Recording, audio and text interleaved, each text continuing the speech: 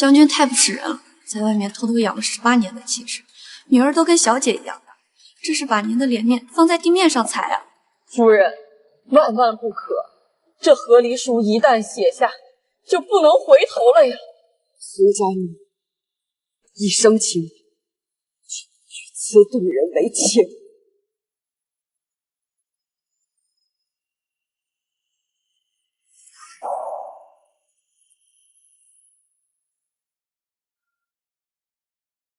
念念，你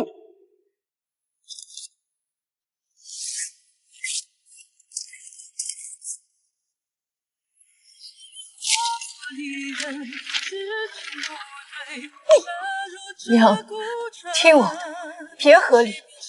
升官发财死丈夫，这破天的富贵，凭什么让给外人？我叫沈念，镇北将军府嫡女。眼前的人是我娘苏婉。上一世，她发现爹养了18年的外室，愤而和离，净身出户。3天后，上旨到。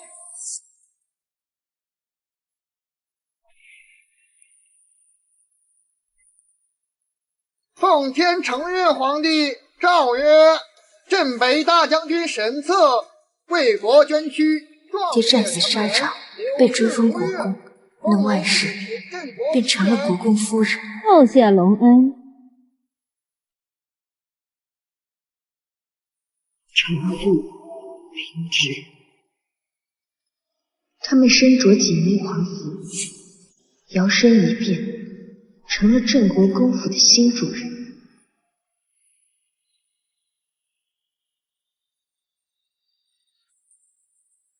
而我娘穷困潦倒，疾病缠身，命死血中。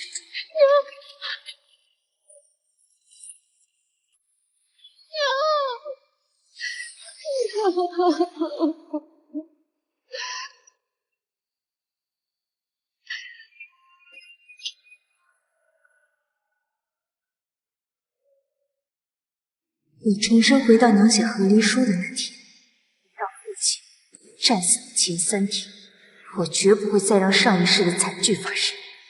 娘，你相信我，给我3天，只要给我3天的时间，就能扭转一切。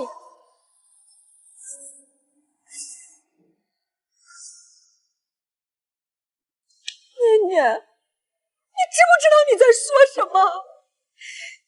你爹他骗了我整整18年，你让我如何自处好？你让我如何面对这满城的唾沫星子？唾沫星子能当饭吃吗？苏儿，你清醒一点！现在和离，那沈策会给你1分钱吗？你以为那个野女人会让你带走一切值钱的东西吗？娘，我问你，现在和离，我们要住在哪里？吃什么？穿什么？我怎么会生出你这样的女儿啊？你爹在外行苟且之事，你不以为耻，反倒对这件不义之财起觊觎之心啊！你不义之财，这将军府的一草一木，每一件靠的不是你带来的嫁妆。那沈策不过就是一个从死人堆里爬上来的穷小子，他若不是娶了你，凭什么能爬上这大将军之位？娘，这些都是你的，你凭什么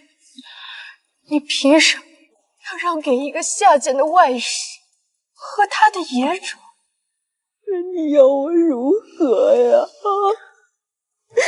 我又能如何？让我一生万事共处一室，还是任凭他的孩子唤我做母亲啊！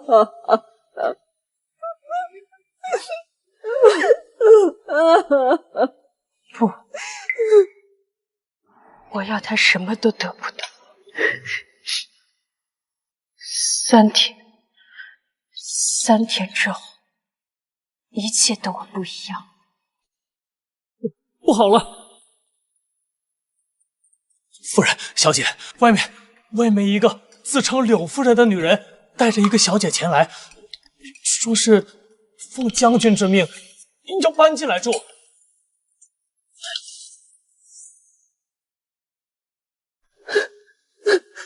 这可怎么办呢？慌什么？兵来将挡，水来土掩就是。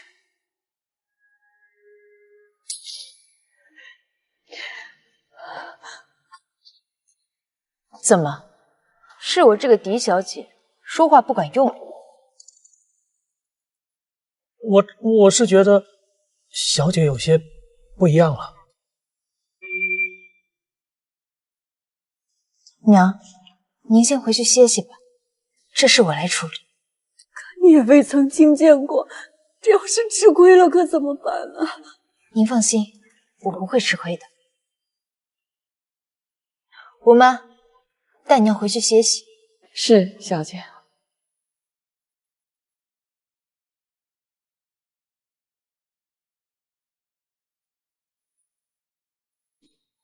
走，让我们去会会这个柳夫人。是，小姐。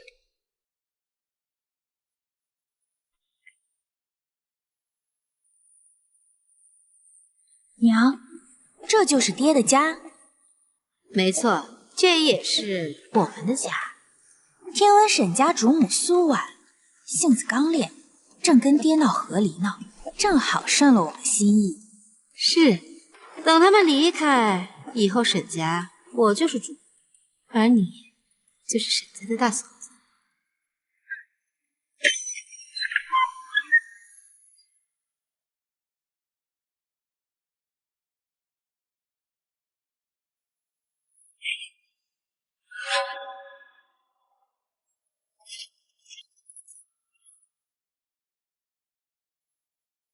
姐姐呢？我奉将军之命前来，将军说我身子热，外边风大，他让我先住主院暖阁里养着，怎么出来个姑娘家应付？前世我娘就是被他这句搬进主院的话气得当场吐血，彻底心死。沈家主母身子抱恙，正在静养，府中一切事。你算什么嫡女？赶紧滚开！我爹可是天下第一大将军，他回来打死你！一个野种也配谈爹？一个野种也配谈爹？你说什么？我说的话你没听见吗？一个野种也敢在我面前劝废？上一世，沈云福做了国公府千金，为了我娘，我这个真千金成了他身边的侍女。他在宫宴上被皇帝看中，安排在太子身边，后来成了太子妃。这一世，我要夺回我的人生。哦，原来是念念小姐，你怎么能这么说呢？云福可是将军最喜欢的女儿，我腹中你还怀着将军的骨肉，将军最疼我了。他还特意嘱咐我，到了府里就住主院，也好和姐姐亲近亲近。怀孕，前世可没有这一出。看来为了能进来上，他真是无所不用其极，连怀孕这种谎话都编得出来。是啊，我可是怀着沈家唯一的男丁。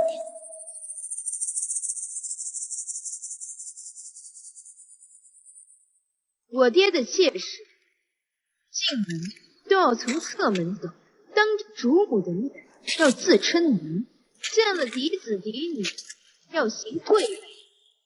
我可是在这，你算哪房子的妾？谁给你的胆子敢阻这么人？在主母卧病之时，妄议主院归属。没想到苏婉的女儿竟如此牙尖嘴利，句句拿规矩压着我。念念小姐，我只是奉将军之命，你怎能这般羞辱我？我好歹也是将军心尖上的人呢。真是笑话，一个上不得台面的外甥，也敢提心奸二字？你说什么？我爹若是把你放在心上，为何18年来不给你个妾室的身份？为何一直把你养在城外，从未踏进将军府一步？你个死丫头！怎么被我说中了？沈念，你敢这么羞辱我们母女，当真不怕我爹收拾你吗？只怕你爹是没有结婚。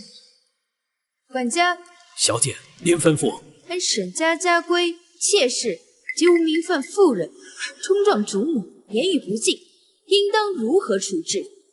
回小姐，当掌嘴20，罚跪祠堂2个时辰。你敢？我可是将军请回来的贵客，你凭什么罚我？就凭我是将军府唯一的嫡小姐，我娘是圣上亲封的2品诰命夫人，而你无名无分，还带了一个来路不明的野女。就算今天把你打杀了扔出去，也是应当。现在收胸脯没什么，等你爹得胜回来，我让他全都还回来。可是他现在都要长您的嘴。写在书中，若能得胜，被册封为国公总是有可能。你将来可是要做国公府的小姐。来人，掌嘴！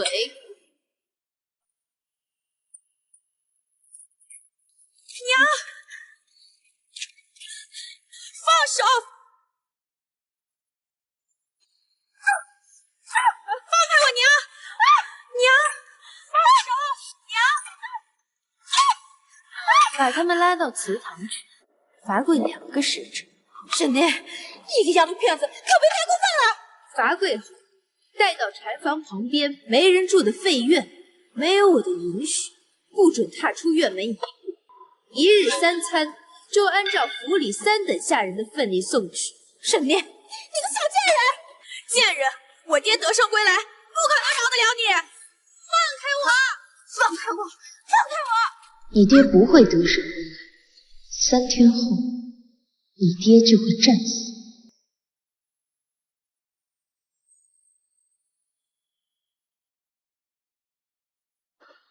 柳如月，这才只是开始，带给我加倍的还回。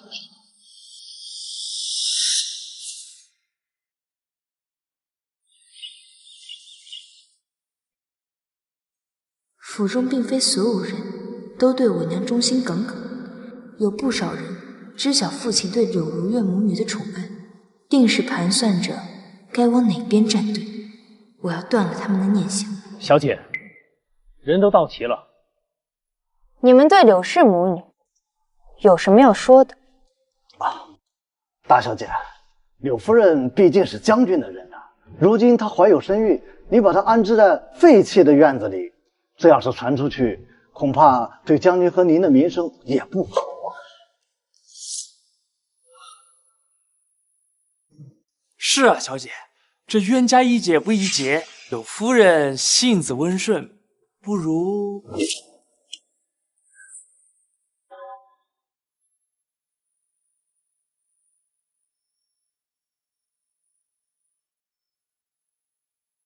夫人和小姐心善，只要你们可以摆个头，就给你们一些吃食。哈哈哈哈哈！前世他就是第一个投靠柳如月，没少帮着欺辱我和我娘。大小姐，您毕竟年轻，又是个闺阁女子，这偌大的将军府还要靠我们这些人来操持啊！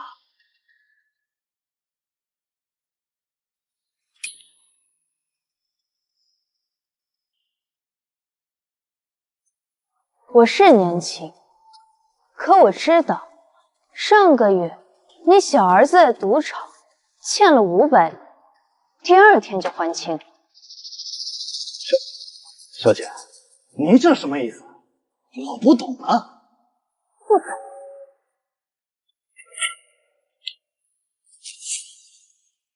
这是采买处的册子，上个月15，你从晨曦王记才买了20匹上好的蜀锦，花了1200两。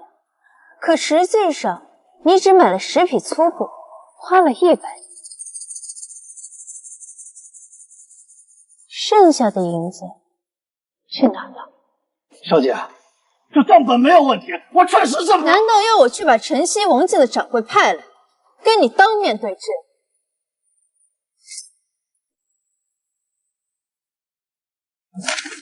小姐饶命！小姐饶命！小人一时糊涂，以后再也不敢了。来人，偷窃府中财物，按沈家家规，杖打50大板，拖出府去。他的所有财物都归府库所有。小姐，你不能这样对我，我可是将军的人啊！从现在起，这府里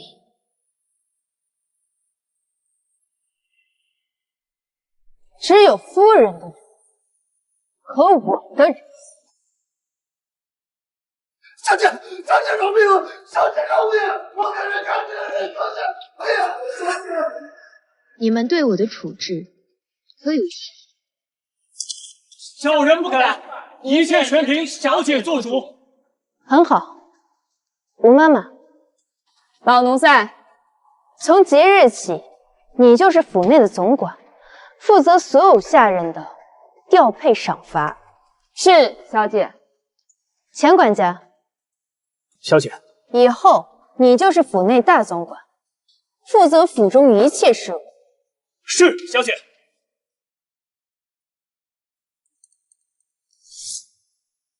我母亲身子抱恙，父亲又出征在外，即日起，府中钟会由我代为掌管，所有账房库存都交到我面前，敢阳奉阴违者，马管事就是你们的下场。是。柳如月，我要让你彻底翻不了身。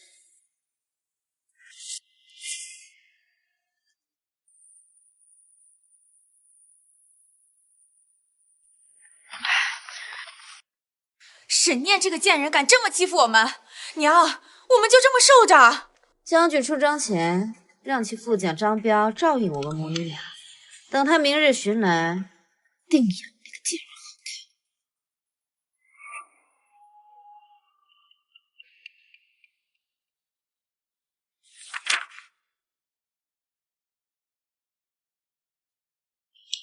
这束京郊的温泉庄子，是我爹前几年买下送给柳如月的，修容费用每月高达数百两。这庄子里似乎藏着比贪墨钱财更大的秘密。念念，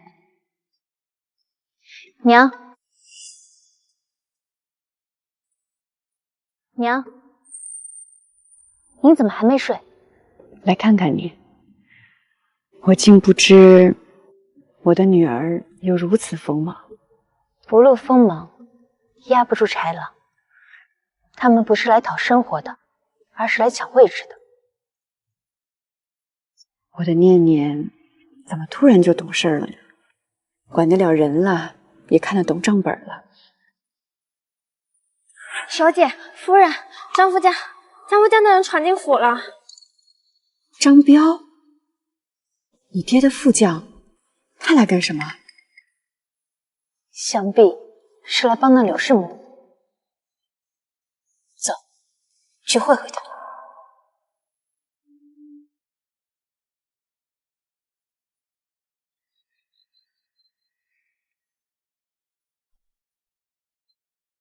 嫂子，末将听闻府中有人苛待将军骨肉，特此前来问个明白。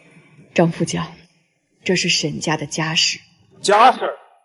大将军出征前把柳姑娘母子托付给我，这也就是我的事儿。你看看，把将军的女人孩子关在柴房旁，还要活活饿死他们。天下竟有如此恶毒的女人，不配做我兄弟的媳妇儿。张大哥，不怪姐姐，都怪我命苦，只求姐姐给岳父一个名分。他才把养了10余年，受尽苦头。能让孩子认祖归宗，我就心满意足了。这才是你的真实目的，让你女儿上了族谱，将来就是沈家小姐，好把我踢出去。认祖归宗总要有个凭证吧？眼下老爷不在府中，如何验得？将军此前在我处疗伤，这块手帕上有他的血迹，可以用来验亲。一块擦过血的旧手帕，就想用来验亲。柳夫人的话可真是可笑。什么意思？难道我还造假不成？张叔叔，你看他们说的这是什么话呀？够了！欺负人也要有个度。柳夫人都同意滴血验亲自证身份，你们为何不愿？好啊，既然柳夫人这么想验证这个假千金的身份，那么验一验也好。你说什么？但我有个条件，为是公平，还请您去请几位沈家族老，再请2位与我父亲交好的将军同僚。年纪虽小，但却比你娘懂事。好，就这么定了。明日午时，我去找人祠堂开宴。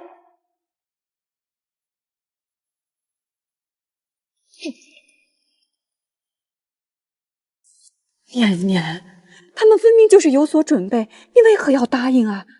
他们有准备，我也有准备。这是西洋的灯油，最清亮的那种。明天验亲用的水，我会让春桃去准备。娘，油水不相容，只要往明天验亲的水里加上极少量的这个，无论是什么血，都溶不起来。你何时准备的这些？梦里准备了很多年。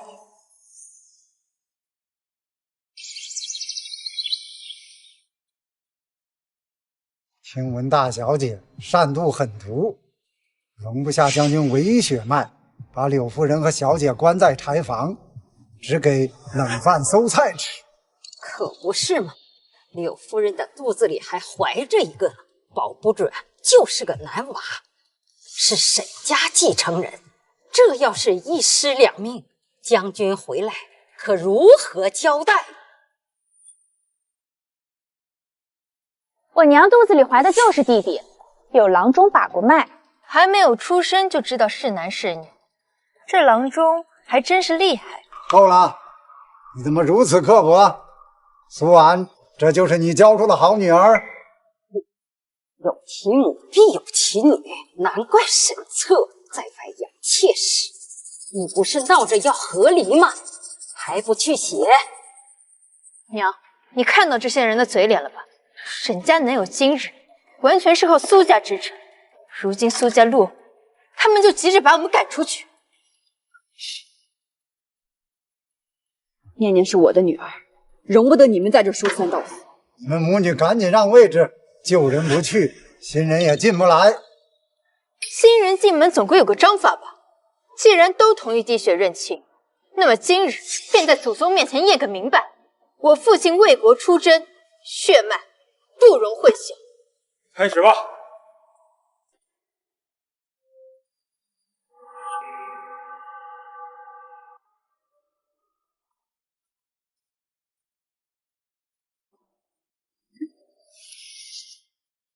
开宴。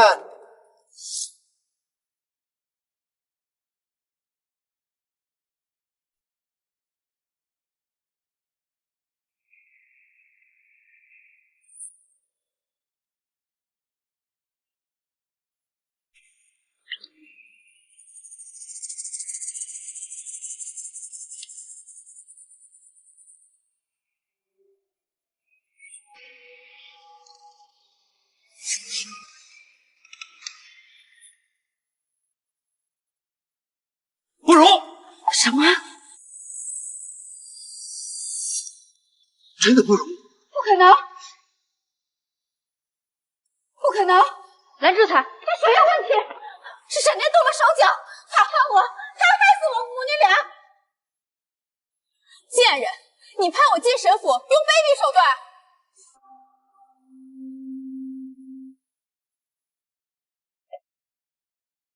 张叔叔，我看书上说，血浓于水，血脉相融，血滴进水里会自动相连。为什么我爹的血不认这个女儿呀？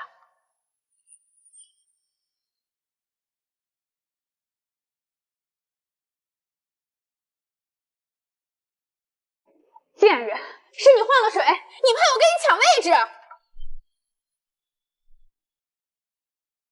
一个野种也配跟我争情？我不是野种，我是沈家千金。是不是沈家千金不是你说了算？现在结果已出，你就是个野种。各位族老，还有什么话要说的？这到底怎么回事？是他会妖术，我是冤枉的，岳父就是将军的女儿。现在结果已出，你还敢狡辩？这个女人带野种进沈家门，混淆血脉，为奇耻大辱，还请各位族老惩戒。还请族老们惩戒。我是将军的女人，你们不能惩戒我。说的不错，将军在外出征，我们怎么能动他的女人？还是要等将军回来再发落。理当如此。好啊，身为族老，却不能公允处事。我是无所谓，可今日的舆情若是传出去，看看丢的是谁的脸，看看你们还怎么服人。那你看看如何？柳氏混淆血脉，污蔑嫡女，按沈家家规，该杖责20，罚跪祠堂2日。一个姑娘家家，心上却如此歹毒，你真是想要我的命啊！他才多大，狠辣果断，怕是寻常男人都比不上。我活了2世，又怎么能让悲剧重演？执行家法！不许打我娘！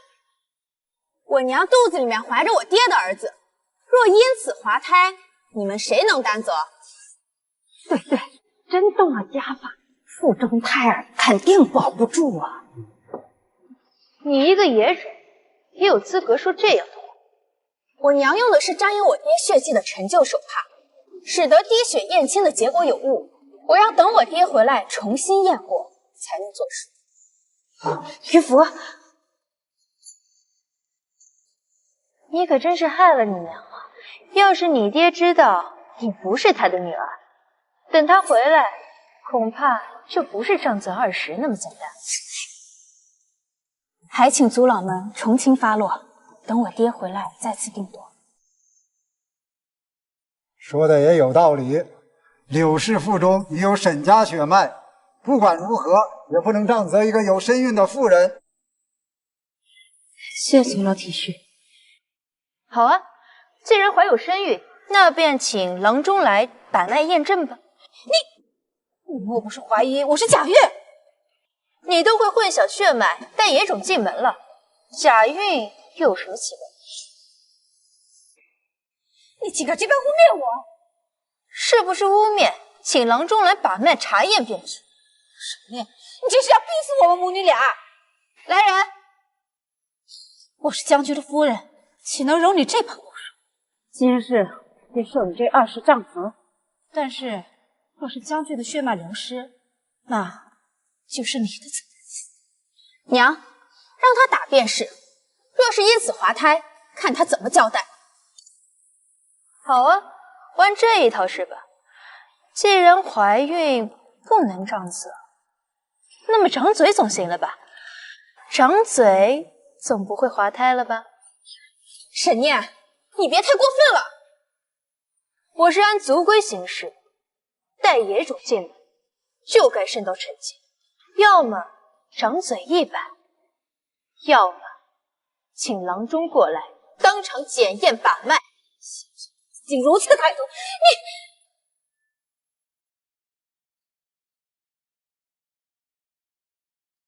那手帕上的血是谁的还不知道？你肚子里有没有胎啊？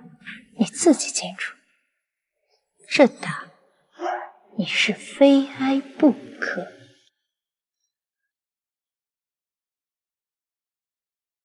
沈念，你敢这么对我娘？等我爹回来，非打死你不可！我等着。来人，柳氏混淆血脉，诬陷嫡女，掌嘴100。将军是我淑珍吗？将军回来，我地道你生不如死！那也要你的将军无语。带走，给我打！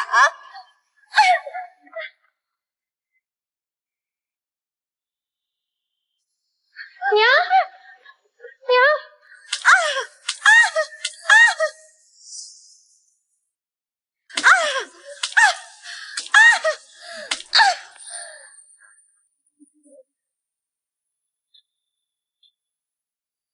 娘，你放心，只要你不写和离书，不自己离开，他们就不能赶走我们。娘真是白活了。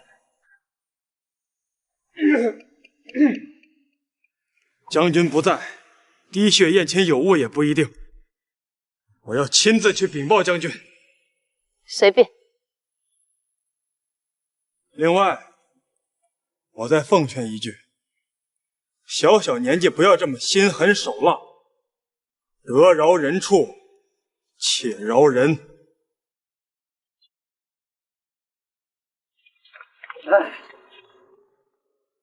这算什么？等明日爹的死讯就会传来，那时他们才会真正绝望。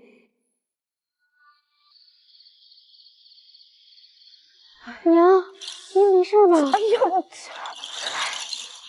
沈念那个小贱人，疼死我了！等爹回来，我让爹打死他。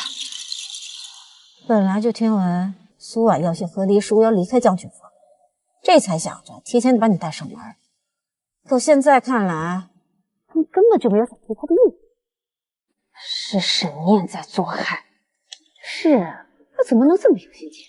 哦，对了，他已经知道我假孕的事情，这事儿怕是瞒不住了。那怎么办呀？原本想着靠假孕顺利进入将军府的，现在却成了麻烦。要是假孕被发现，爹知道了也会生气的。你娘早有办法对付，不然我怎敢假孕呢？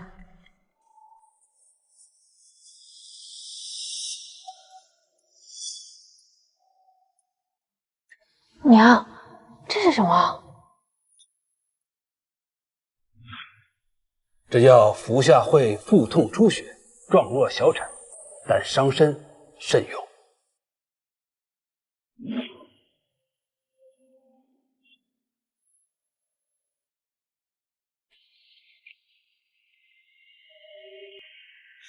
走，跟娘认错去。认错？我原本就是要把华太之事嫁祸给他。将军早就厌恶了苏婉，要是他知道孩子被他们害死，定会打死他们的。走。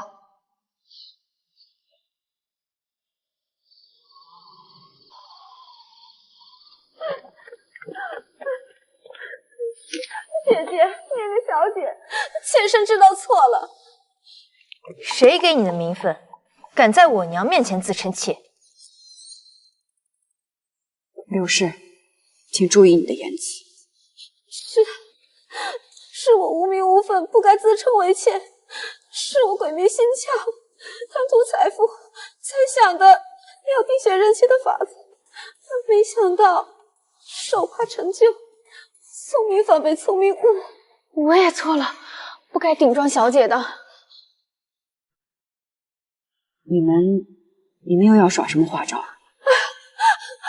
我们真的知道错了，愿意接受一切责罚。拜请姐姐和念念小姐为我和云父留条生路，让我们留在府上，伺候姐姐，我们可以做牛做马。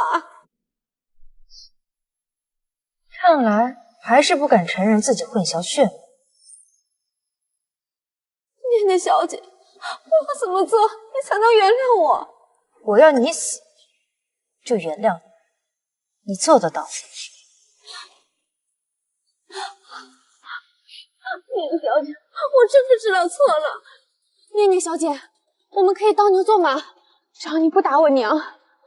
赶紧松开！你们这是干什么？赶紧放开！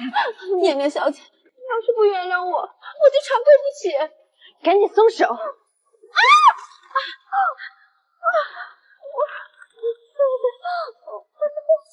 沈念，你敢踢我娘的肚子！娘，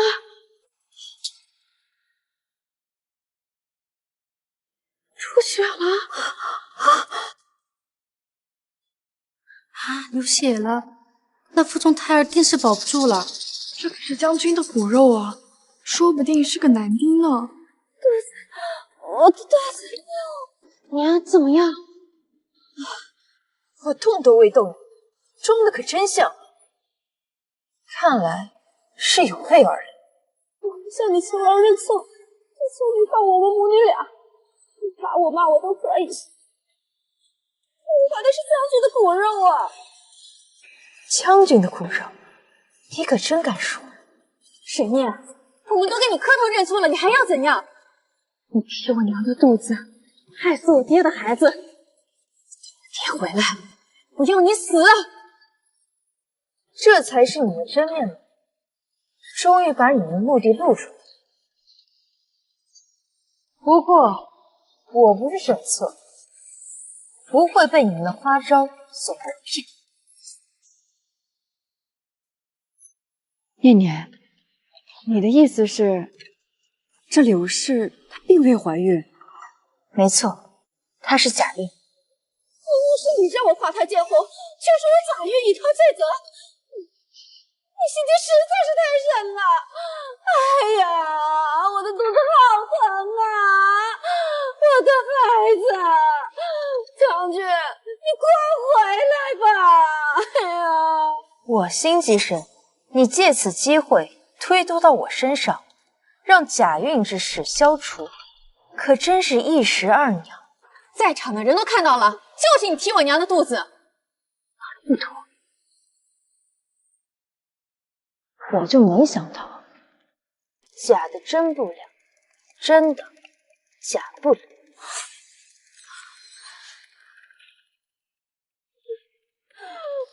哎呀，我的孩子啊，娘对不起你啊，娘没能保住你啊。小姐，她身下有血，已然见红，看她样子不像是假的。就算是流血，也不一定是花胎。你个贱人，你害死我的孩子，你还说出这样的话！若是别人，可真就信了。可你遇到了我，只要请大夫来，一验便知。这个是沈家，你想说什么就是什么。等将军回来，他定会为我做主。云福，让我走。怎么，这就要走？看来是不敢验了。不过你们走不了。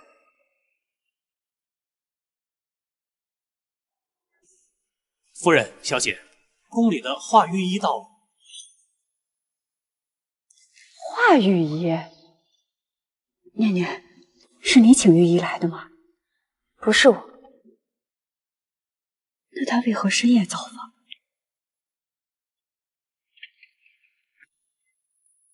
苏夫人、沈小姐，听闻府上夫人身体不适，老朽奉皇后娘娘口谕，特来请脉。皇后娘娘，母亲虽然是二品诰命，可与皇后并不相属，为何会有如此安排？不管如何，华御医来的正是时候。命妇谢皇后娘娘垂爱。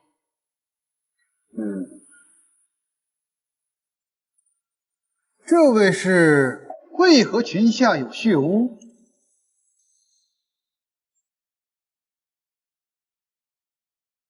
有劳御医跑这一趟了。家母身体尚可，倒是这位柳氏说怀了父亲的骨肉，方才跌倒见了红，以免他信口雌黄污人清白，还请御医为他现场诊断一下，看看一验真假，以免他日后又找此理由扰乱家门。既涉子嗣血脉，确应谨慎。老朽便瞧瞧。不敢劳烦御医看诊，我腹中的胎儿滑落，那是他的命数。意外滑胎若不及时调养，恐生恶疾。老朽身为医者，岂能坐视不管？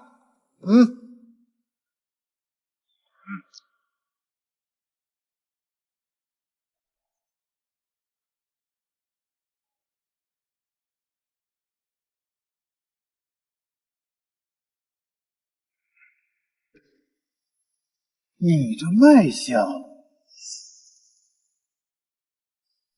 这脉象滑稽浮躁，乃药物催发所致，并非喜脉。你胡说！我明明就是滑胎见红。见红？观你出血色泽气味，并非真正的胎漏之血，倒是生出血，混合了某些刺激宫缩的寒凉药物所致。这是什么意思？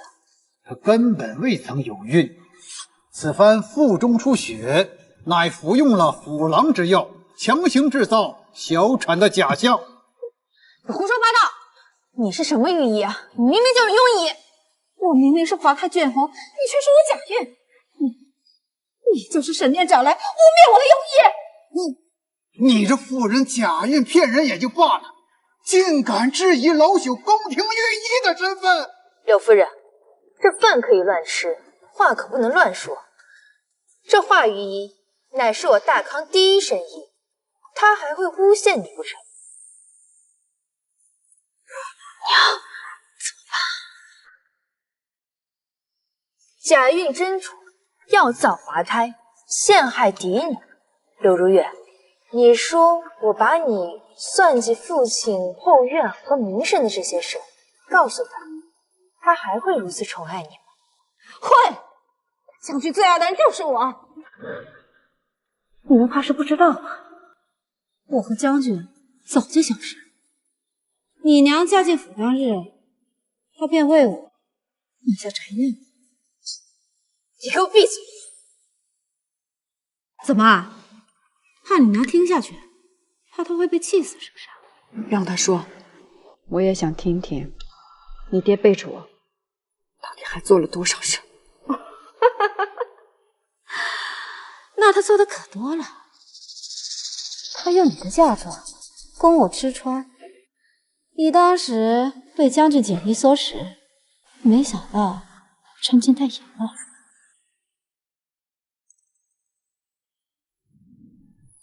是我遇人不淑，幸好我的念念及时提醒。念念，你说的对，你不能离开将军府，这不是清高，反倒成全你。你以为你能留下？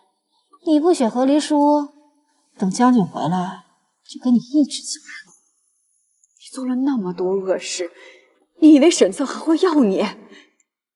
将军此次会平战功，封获国公，他会以功请旨，引我进府，休妻立室，让我做夫人。到时候，你和沈念都会被赶出。等我爹回来，都会死。你们的好日子不多了，等将军回来，我就是沈家的主人，云福就是沈家的大小姐。真是不见棺材不落泪，明天你们就等着受罚吧。来人，把他们给我拖下去，严加看管。是。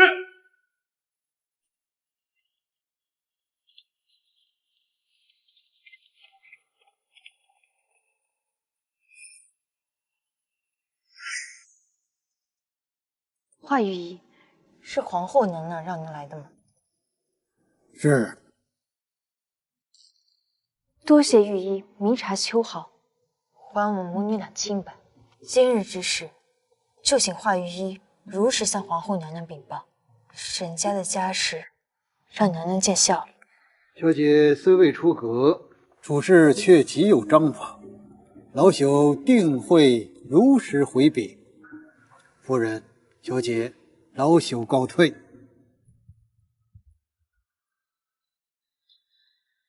我与皇后娘娘并未相熟，此夜之事又事发突然，这皇后娘娘为何要帮我们啊？我也不知。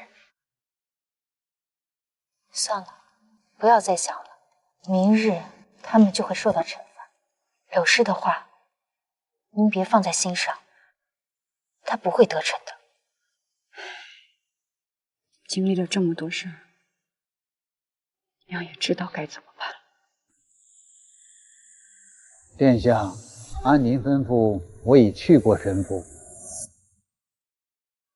见到沈念了？见到了。沈家嫡女聪慧非常，就算微臣不去，她也能从容应对。只是臣不明白，殿下是如何知晓柳氏假孕？这是秘密。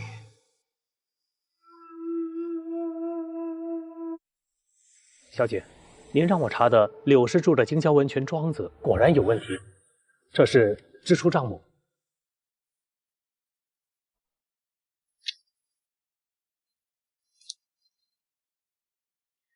沈云福的生父找到了。小姐，若不是您让我查，我断然不敢相信那柳氏还真敢做出这种事。这么说来，是找到了。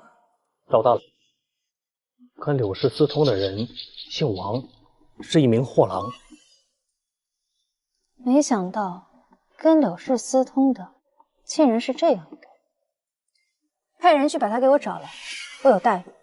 是。只可惜我那抛妻弃女的渣爹是不会知道。我让你备的东西备好了吗？备好了。可是府上无人亡故，为何要备殡葬之物？我让你备，自有让你备的缘由。去正厅吧。是。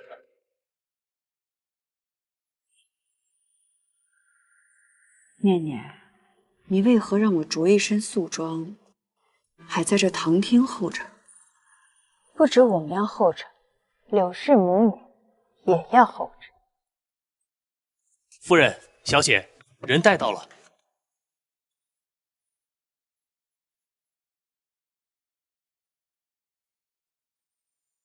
小贱人，请我们来干什么？请你们来看一出好戏。前世被战死的消息是在河滨西水下的第3天傍晚传回京城，看看时辰也差不多。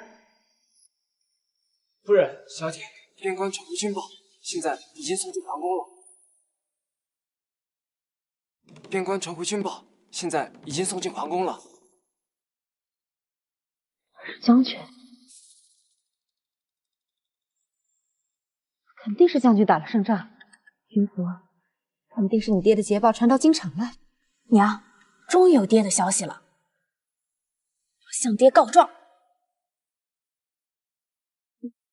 你爹立了大功，等他回来，他们全都要死。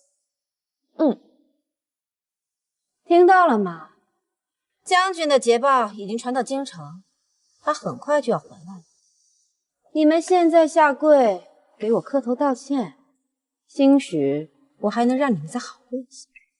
你没说错吧？让我和娘给你磕头赔礼。没错，你娘要向我磕头，你要给云府磕头。柳夫人，我看你是犯癔症。柳氏，我这个当家主母还在这儿坐着呢。好，暂且让你们舒坦几天，反正你们的苦日子马上就要来。云福，你爹的捷报传到京城，我们终于等到这一天有没有可能不是捷报？不是捷报是什么？放生。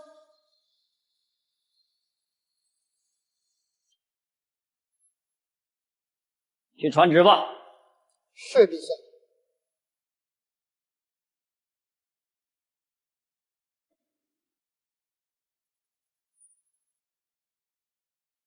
宫里送来消息，将有旨意传到神府，你们母女俩就要完蛋了。娘，他们已经知道怕了，要不然怎么会让我们在这儿候着？哈，晚了，现在就算给我磕100个头也没用了。我让你们在这候着，可不是让你们疯狂，而是让你们知道什么是绝望。可笑，我的考试终于要回来了，10年苏婉必死。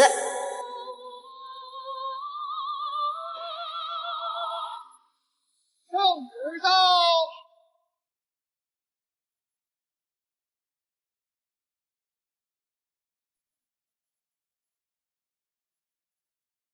奉天承运皇帝诏曰：镇北大将军沈策与余关以身先士卒，力抗北敌10万大军，为国捐躯，壮烈成人，朕心甚痛。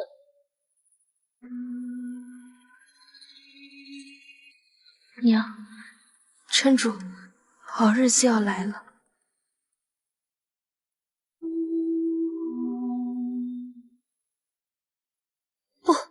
不可能！将军他天下无敌，怎么会战死？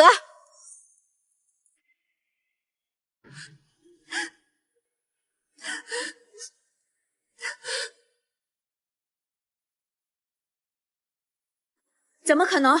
我爹英勇不凡，怎么可能战死？肃静！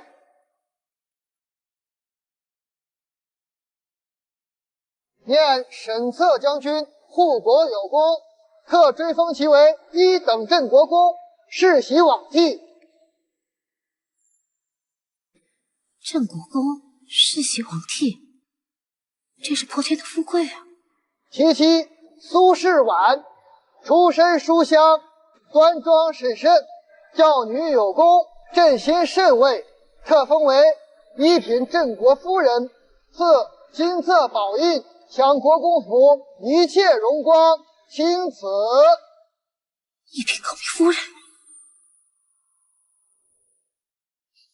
享国公府一切荣光。镇国公夫人苏氏接旨。娘，臣妇苏婉叩谢皇恩。这些荣耀都是我的，我才是将军的夫人，我娘才是镇国夫人，我是镇国府大小姐。圣旨是给我的，对不对？将军最爱的人是我，这一切本该就是我的。我娘才是1品诰命夫人，苏氏不过是被我爹厌恶的弃妇，她凭什么得到这些？苏夫人，他们是魏公公，不过是痴心妄想的可怜虫。既然如此，就好生处置。沈将军刚被追封为镇国公，传出去有损镇国公府的声誉。快请放心，镇国公府的声誉不会有损，我的声誉也不会有损。镇国公府的声誉不会有损，我的声誉也不会有损。这样就最好。苏夫人，节哀。有劳公公了。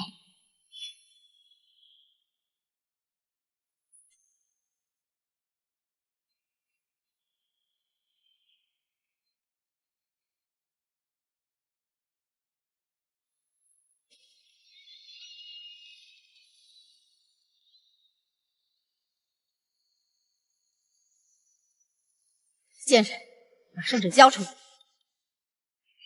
圣旨给了你，镇国夫人1品诰命夫人的头衔就是你的了吗？你不是要写和离书离开沈家吗？为什么不离开？为什么？就差3日了，这些本该就是我的。是啊，差点就是你的。我是将军最爱的女人，可我什么都没有。不，这不公平，这不公平！公平？当你背着我娘，跟我爹你侬我侬时，当你用我娘的嫁妆穿金戴银时，你可想过公平？你给我闭嘴！你娘都要写和离书了，是你拦下的；我都要进将军府了，是你让我一无所有。都是你这个小贱人，原来你才是罪魁祸首！我要你死！干你！我要你死！这一巴掌是替我娘打的，为她这些年错付的光阴和真心。走，去！都写了和离书了，还想回来，真不要脸！我娘是写了和离书，可他们还有11余年夫妻情分。我娘病了，求求你们救救我娘吧！将军早就说了，他最爱的人是我，你们的夫妻情分又算什么呢？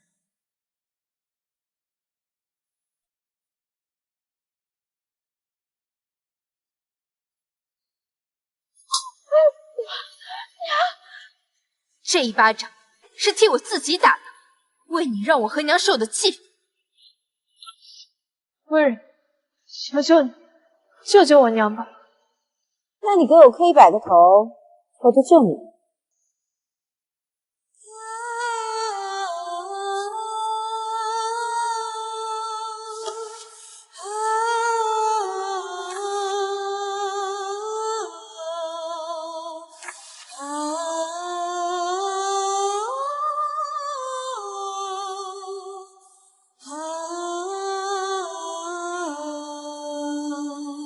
夫人，我已经磕够100个了，你能救救我娘了吗？你还真磕啊，真是个天真的孩子。但别说你磕100个头，就算你磕1000个头，我也不会救你娘。要不你也给我磕100个试试？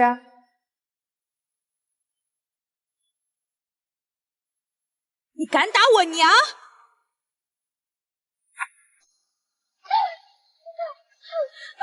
岳父，念念，怎么处置他们，交给你了。怎么处置他们，交给你了。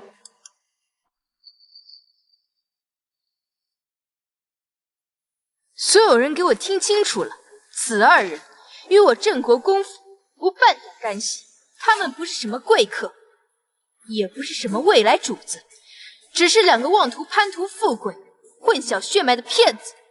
来人，把他们拖进柴房，没有我的命令，不许给1滴水、1粒米，让他们也好好尝尝没有饭吃的滋味。是。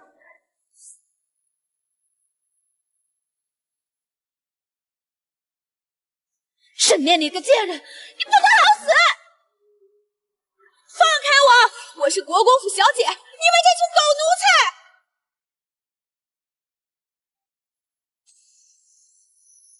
娘，现在您是郑国公夫人了。只是3天时间，你仿若脱胎换骨一般。若是没有你的阻拦，娘怕是早就写下了那和离书。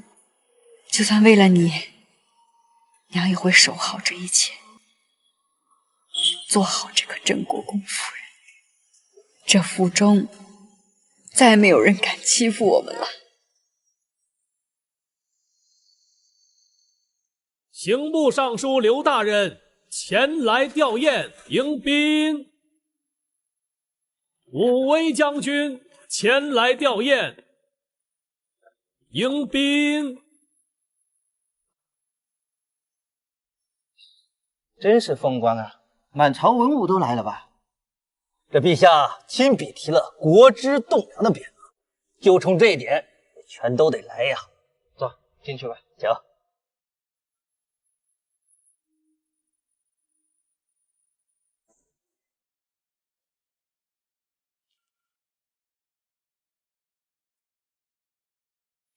哎呀，我的女儿啊！哎呀，我的女儿啊！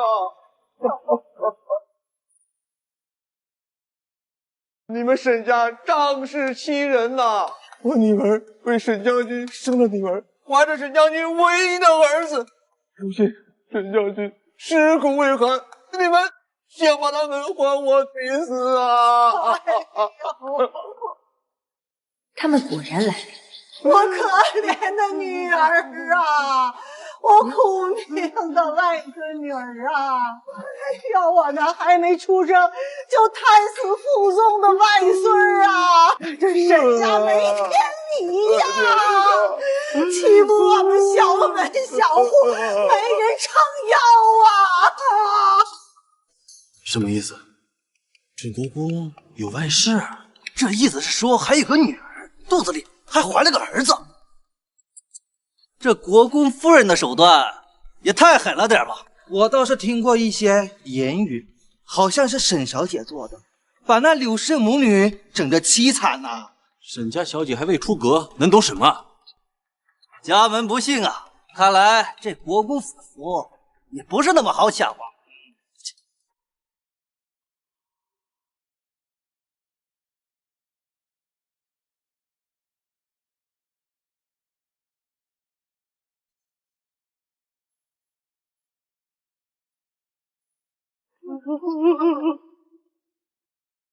你们是什么人？我们是柳如月的家人，是你爹的岳家。哦，岳家，我只知道我爹有一个岳家，是江南苏家，怎么还有个岳家是柳家？你们是哪来的骗子，敢在我爹的灵堂前闹事？敢在我爹的灵堂前闹事！我们家如月虽然没名没分，可是他跟了将军整整18年，还为他生下女儿，怀下骨肉。将军不在了，你们就要把我们赶尽杀绝吗？还把我女儿和外孙女囚禁起来，天理何在？是啊，诸位可得给评评理呀！我们小家小户就该死吗？真是这么气人！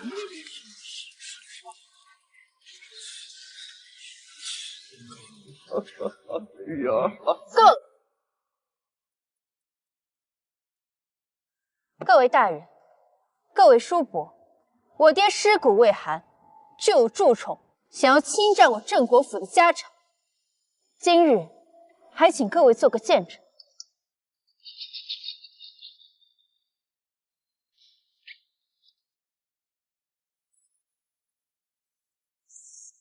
永安6年，我爹为柳氏在京郊购买了一副温泉庄子，花费白银12000两。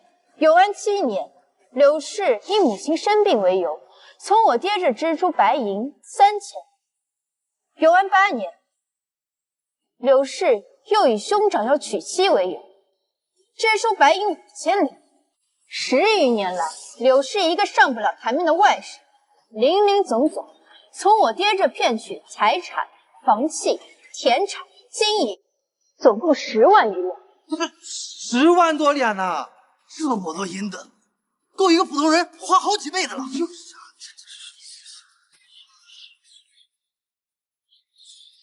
刘老爷，我想问问你的女儿是金子做的，还是银子做的？我难道说错了吗？18年的时间，她花费了数十万银元，你们用骗我爹的钱，在老家买宅子、置田地，全家身上穿金戴银的，怎么到了我爹灵堂前，就成了被欺负的小门小户？怎么了？我女儿给你爹生女儿养儿子，花点钱怎么了？是啊，我女儿不明不白的给沈大人做了18年外事，这不是应该的吗？把我妹妹放出来！别以为你们能无法无天，今天没个交代，我们就是告御状！告御状！哎呀，没天理呀！欺负人呐！怎么闹成这样？都是一家人的。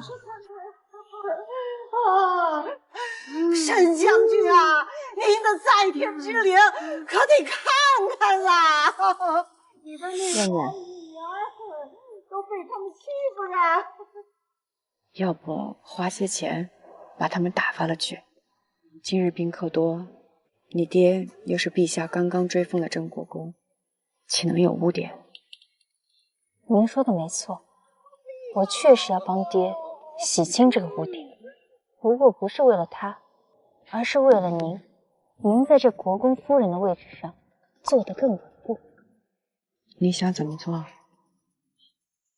来人，去把柳氏母女带上来。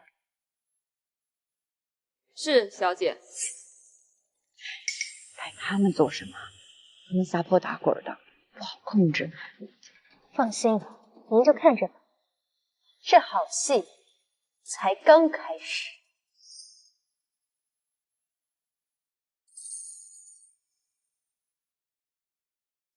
小姐，柳氏母女到。娘，吃苦了。就是他打我娘亲，把我们关在柴房不给饭吃。哎呦，简直是欺人太甚呐！给饭吃太多。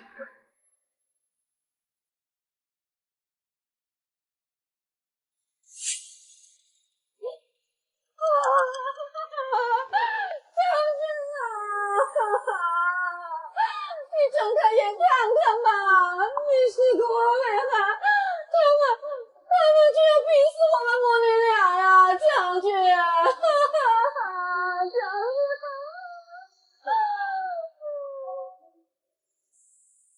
我才是国公府大小姐。大家听到没有？今日就当着各位大人的面，给这个说法，让我让渔夫入左府分一半的家产。要，我们就去交灯笼谷告御状。对，让天然都听命。对。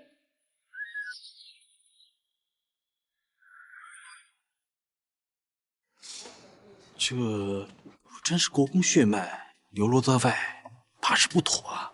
沈家主母来自书香门第，素来温婉贤淑，没想到竟是这么狠辣。是沈家小姐，人家厉害。一个滴血认亲都不相容的野种，也敢上我们沈家的族？那是你动了手脚，那是你害我们。娘，将军生前最疼爱元福，诸位要是不信，可以到城外的别院打听打听，谁不知我们元福是将军的新鲜肉啊？新鲜肉，柳夫人，你真要我当着这么多人的面，把你那层皮给扒下来？元福就是将军不可争议的女人，你能有的，我们元福都要有。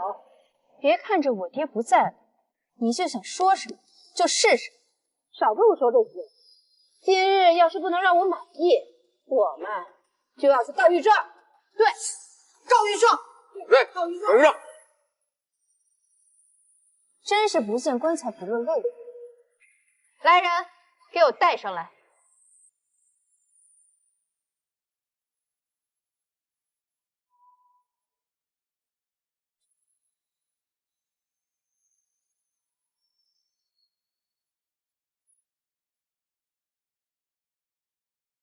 夫人，小姐，人带到了。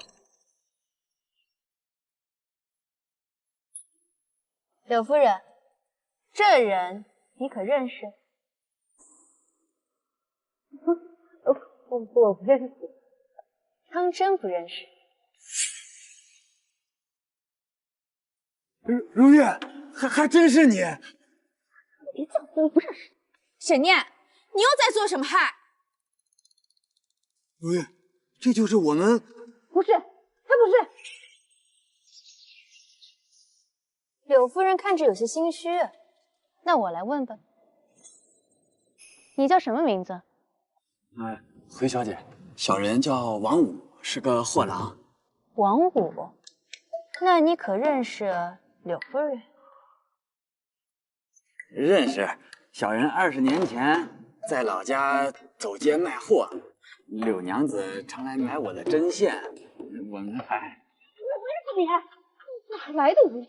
敢高攀我！啊，这块鸳鸯手帕，你可认识？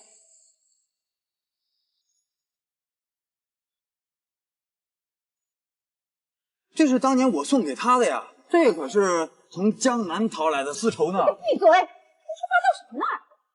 我怎么胡说了？这上面血迹还是我的，我当年切了手，你拿这手帕给我包扎的，你忘了？就是。满个嘴谁呀？你柳夫人，请自重。念念，这怎么回事啊？您还没看明白吗？这位王武是柳如月的相好。这位王武是柳如月的相好。怎么让他吵？我不认识他，我跟他半点关系都没有啊！认不认识，可不是你说了算。那这沈云福他，这沈云福不应该姓沈，而应该姓王。你口口声声叫沈策为爹，实际上这位才是你爹。不是，我爹是郑国大将军，是国公，不是什么货郎。福儿，你左脚脚底有颗红痣，对不对？你娘当年那晚生你的时候，我还偷了只鸡，给她炖汤来着。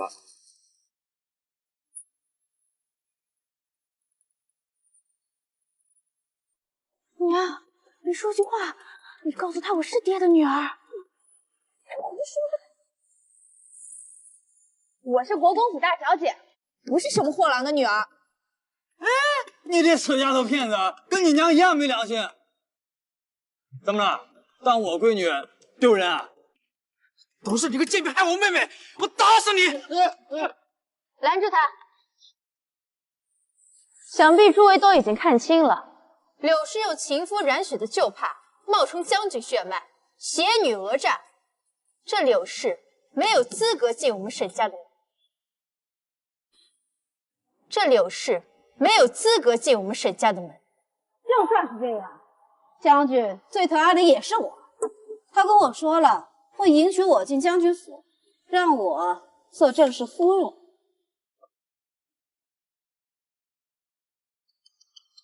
最爱的人是你，没错。你真以为我爹傻？他征战沙场这么多年，什么样的人没见过？你以为你那些小伎俩，他没有看穿？你什么意思啊？你怀的那个野种，我爹早就知道了，所以迟迟未把你娶进门，只不过他不想对外声张而已。你胡说八道，将军他……你看这上面写的字，武姬苏婉亲戚，这是我爹出征前留下的。这信上说，要是他意外征战沙场死了，就由我娘全权负责你和这个野种。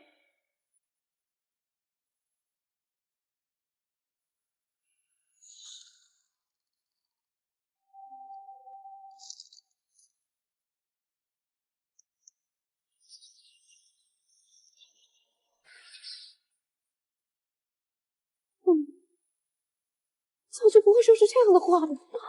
我爹的字迹你应该认得出吧？你所说的爱，根本一无是处。将军怎么会这样？事到如今，想必诸位已经明白了。刑部刘大人，请问依大康律，柳氏以监生子冒充功臣嗣，该如何处置？该如何处置？主犯流放3000里，从犯杖100，赃款追回，家产抄没。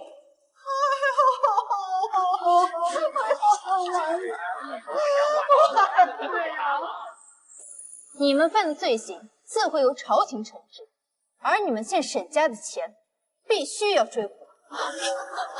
丽丽小姐，我错了，我真的知道错了。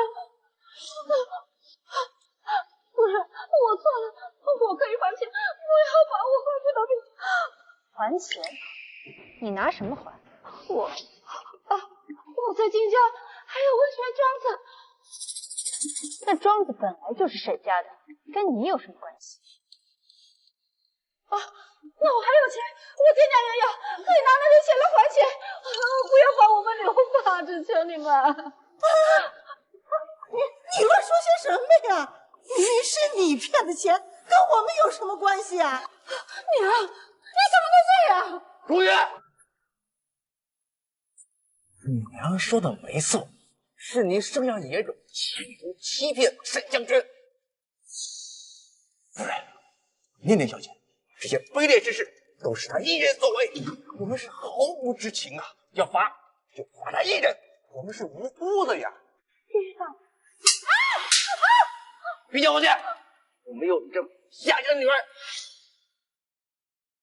我没有你这么下贱的女儿。这娘说的没错，你怎么那么贱呢？放着沈将军欠事不做，跟这个货郎厮混，还生下个野种。念念小姐啊，是他骗了沈将军，占了沈家的家财，跟我们没有关系啊！想流放就流放他一人好了。你们柳家贪心不足，罪孽深重，满朝文武都看你，谁也救不了。沈小姐，饶命啊！饶命！哎呀，小姐呀，哎呀！刘大人，麻烦。来人，把他们带下去。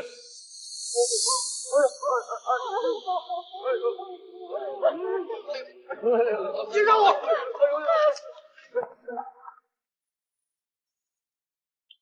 柳氏罪大恶极，只是流放太便宜他。春桃，小姐，欠条已经拟好。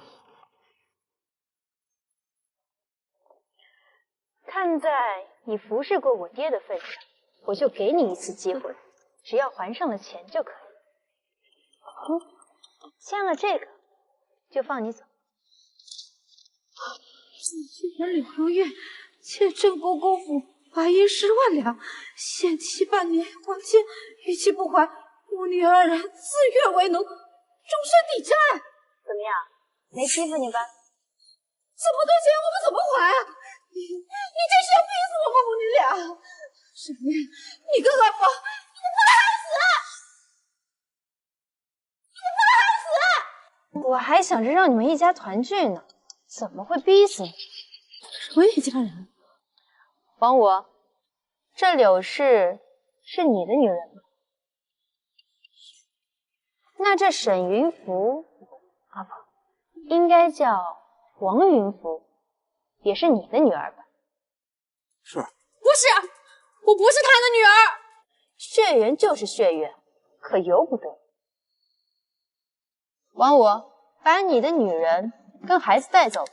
啊，我这柳如月她欠了10万的外债，我才不要啊！我带他们走。落到商务这种人手里，能有什么好下场？你这是街头杀人呢！你还我，带走。是。哦，这个贱人长得还有几分姿色，我带走之后就把他们卖到青楼，然后给沈家还债。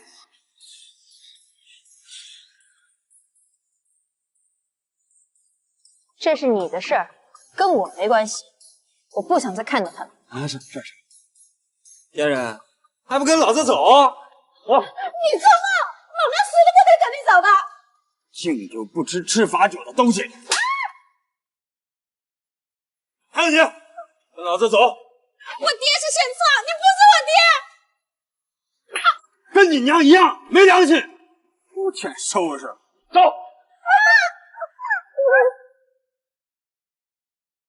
走，在哪儿走？走。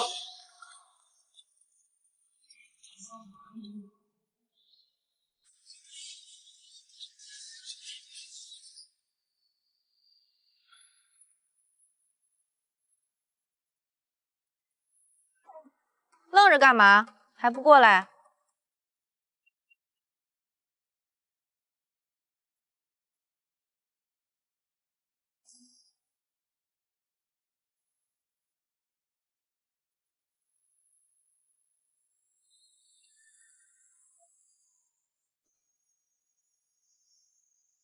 这还差不多，跟在本小姐身边当一条好狗，本小姐开心了，还能施舍你几口狗肉。上一世，为了我娘，我这个真千金做了假千金侍女，受尽屈辱。这一世，我终于改变了命运。各位，今日是先夫祭典之日，发生这样的事，让各位见笑。国公夫人言重了，这分明是有小人作害，算不得什么。是啊，沈将军常年出征在外，哪还顾得了这些啊？没想到这个不要脸的妇人竟然敢来闹事，真是自取其辱，自取其辱啊！虽说有人闹事，但沈小姐为负国公声誉，处之妥当，传出去必是一段佳话。是啊，巾帼不让须眉。是，国公有后啊！是。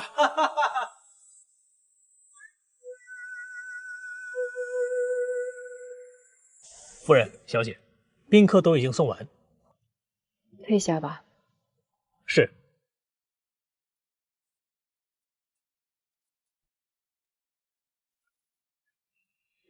念念，今日之事是假的吧？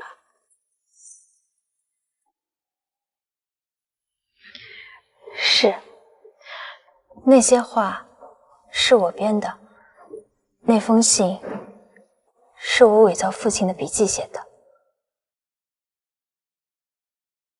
多亏有你，不然娘都不知道今天要怎么办了。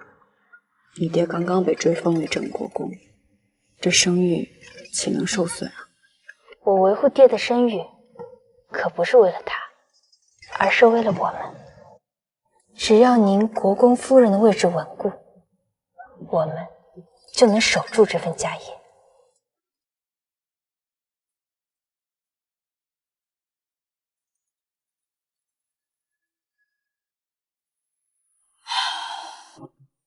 曾经我以为你爹是我毕生的依靠，为其倾尽所有，可不曾想他会这样对我。这男人啊，都不可靠，咱们只能靠自己。念念，谢谢你，谢谢你在娘写和离书的当日拦下了娘。谢谢你这3日的付出，娘会当好这个国公夫人，也会让你当好这个国公小姐。只怕是还不能安稳。为什么？这几日我在父亲的书房里发现了几封密函，父亲的死似乎不是意外。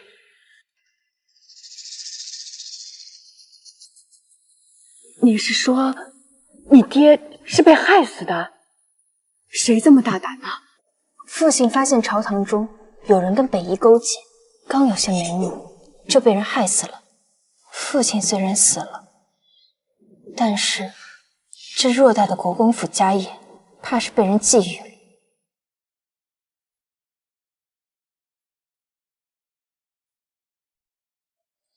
放开我！过来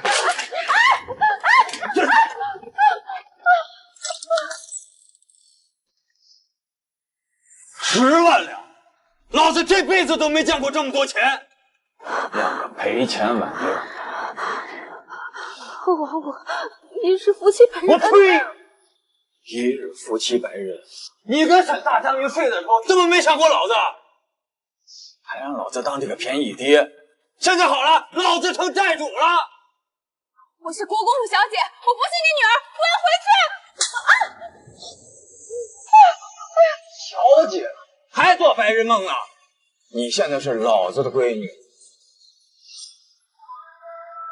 你们两个老老实实的在这儿待着，谁要是敢跑，我把你们两个腿给打断。明天我就先把你这还有几分姿色的娘卖到最下等的窑子里去。至于你嘛，养2年也能卖个好价钱。皇皇，您不是人，您不是个亲闺女。什么亲闺女？她就是一个赔钱货。好好待着，老子出去喝几盅，好好想想怎么把你们卖个好价钱还债。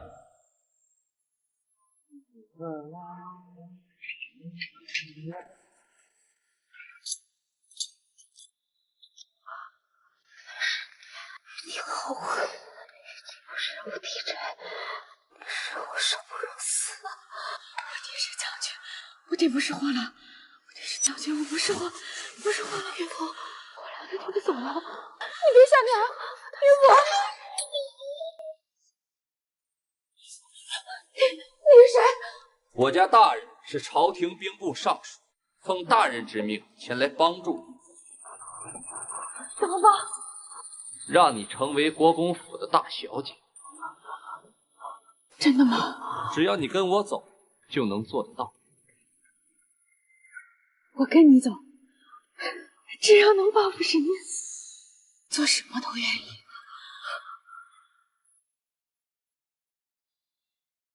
华御医那晚突然造访，帮了我们大忙。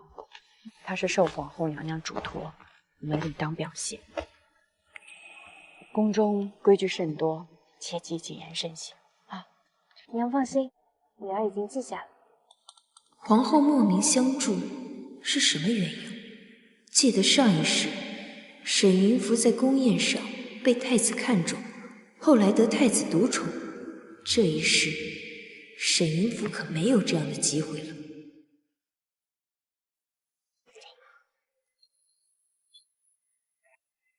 事情便是这样。那沈家小姐沈念处事果决，步步为营，不仅保住了其母地位，更是将柳氏母女及其背后家族连根拔起。他能看透人心，借力打力，将一场必败之局扭转乾坤，这手段确实高明。殿下，沈国公夫人和嫡女沈念交牌子入宫，谢皇后娘娘前日遣医之恩。可真是个聪明人。你去回禀母，我也去看看。是。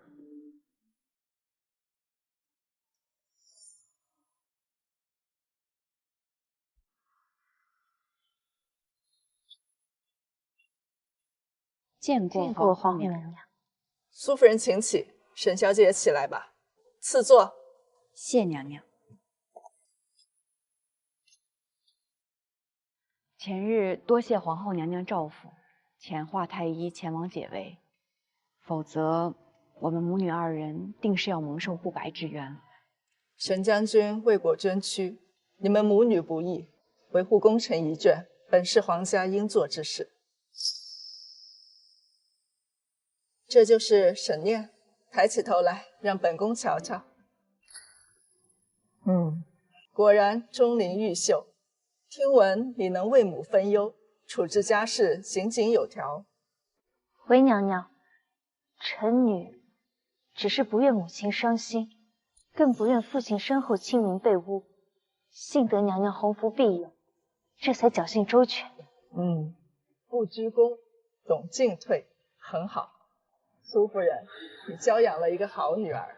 娘娘谬赞。太子殿下到。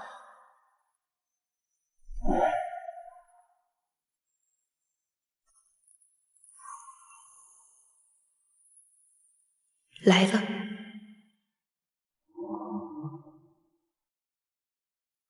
儿臣给母后请安。纯儿来了，正好。这位是苏夫人，这是沈小姐。参见太子殿下。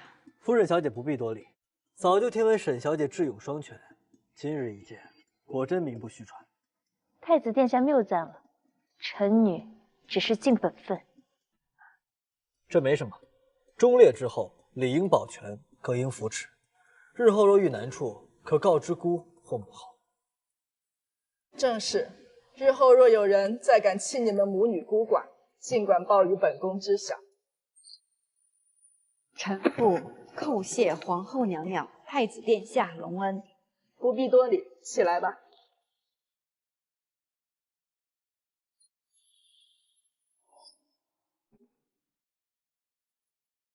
今日殿下看起来沉稳有度，实乃大康之福啊。他看起来确实比上一世更加沉稳。是啊，还有那柳氏，想必已经被王五运去骑车了。夫人、小姐，今日得知柳氏母女被兵部尚书赵大人接入府中。什么？千真万确，王货郎到府上要人，都被打断了腿。兵部尚书赵敬亭，莫非就是他跟北夷勾结，害死父亲？还有，青州我族亲戚进京吊唁，现已在府上候着，一个族老在陪同。只怕不止吊唁这么简单。那是自然。父亲在世时，跟青州本族并不算亲近，他们此时前来，想来是要逼你过继子嗣。过继子嗣？不错，唯有如此，他们才能名正言顺地瓜分或控制国公府。这国公府娘是为你守的，娘只有你就够了。娘，别怕，兵来将挡，就算他们想要塞人进来，也得看看我答不答应。走，去会会他们。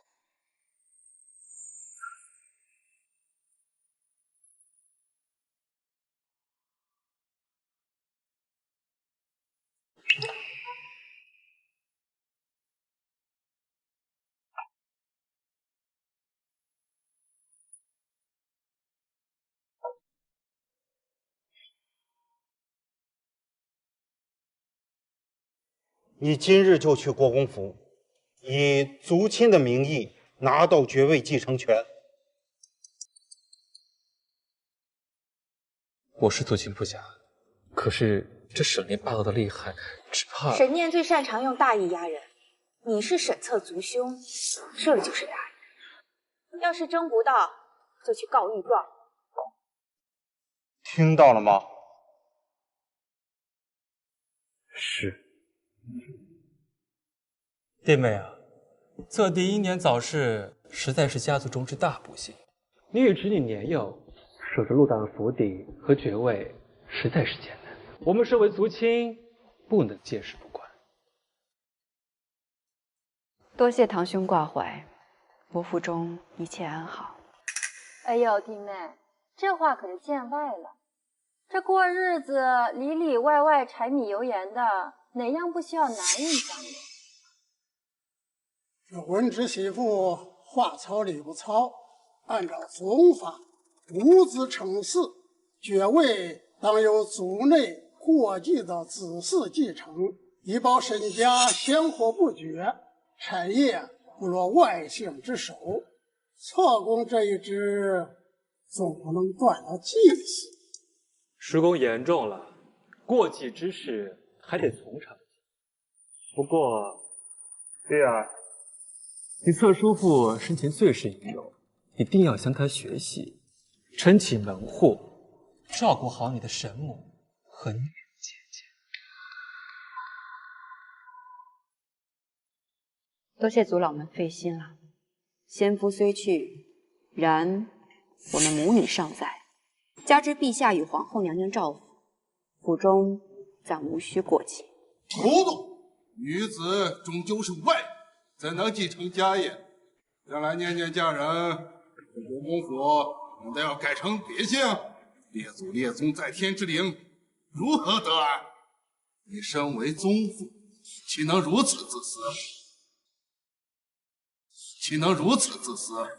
族老此言差矣。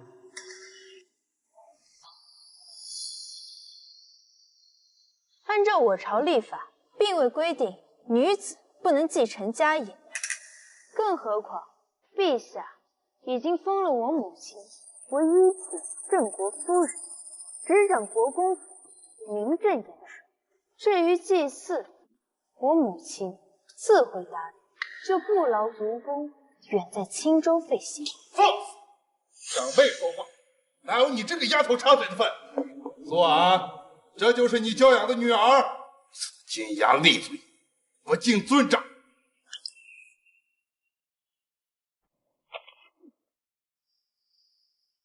神母，姐姐，玉儿虽年幼无知，但也知礼义，不敢奢望继承家业，只求能留在京中，替侧伯伯尽一份孝心，侍奉伯母，也好光耀沈家的门楣。哦，不知堂弟在青州时读的是什么书？可曾学过在礼法里关于陈条与立嗣的规矩？又可知道过继需要两厢情愿，更看重嗣子的品行，而不是一个随意的同性孩童即可。宗法礼制，岂由得你一个女子来指挥了？唐伯父，礼法不外乎人情，更不敢违逆圣意。既然陛下将爵位赐给我父亲这一职，那么就该由我母亲和我这个嫡女继承遗志。既然按照宗法非要过继，难道说圣旨比不上族谱宗法？还是说唐伯父觉得陛下的恩典，我们沈家可以随意更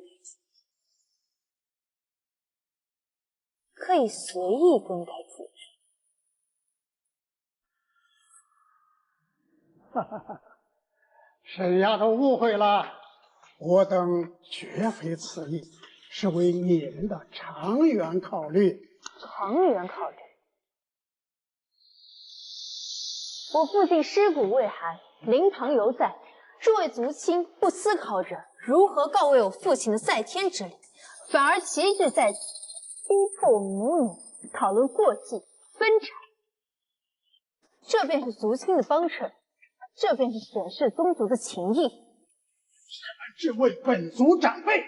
话到如此，我便挑明直言：你们想要趁火打劫，便是选错了地方。国公府的一草一木都是我和我能的，你们休想要染指半幅。好一个尖酸刻薄的丫头！既然你如此不识趣，明天我等就去找陛下告状，看你能不能做得了这继承人。届时我会带玉儿前往，到全京城看看我们沈家后继有人。我们走。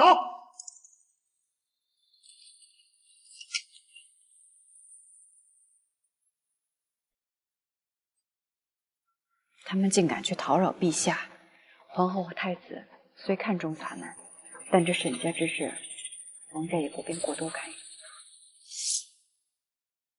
看来他们背后有靠山，定是沈云甫在背后作案。